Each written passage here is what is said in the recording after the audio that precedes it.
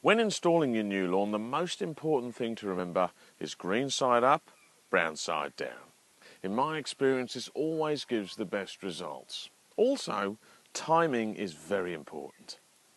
You want to lay the turf as close to when it was cut as possible, so it is best to have it delivered on the day you intend to lay it. Make sure you have the area all prepared and ready to go, and put your order in with the turf supplier a few days beforehand. Now, unless there's not a drop of rain predicted for days, you want to prepare the area as close as possible to when you intend to lay your turf. There's nothing worse than heavy rain or a storm to wash away all the fresh topsoil you've spent a day or two spreading. And speaking of rain, be aware that wet weather will hinder turf cutting at the farm. Now, this is not because the production crew fear they might melt away when they get wet. It's because it's not possible to use the tractors and cutting equipment without causing damage to the turf at the farm. So please be patient.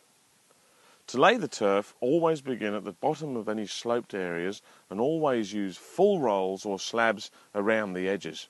And remember to always lay the turf across the slope.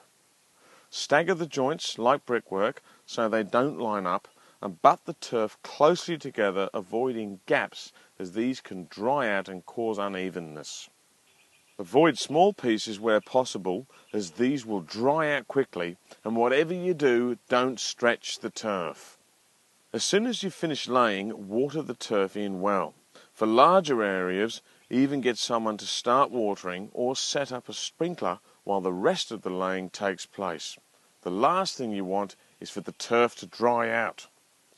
Rolling the lawn once you've watered it will also ensure that the roots get in good contact with the ground.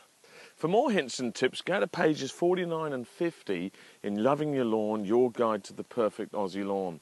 There's also some excellent tips on preparing the area if you're not quite sure what to do.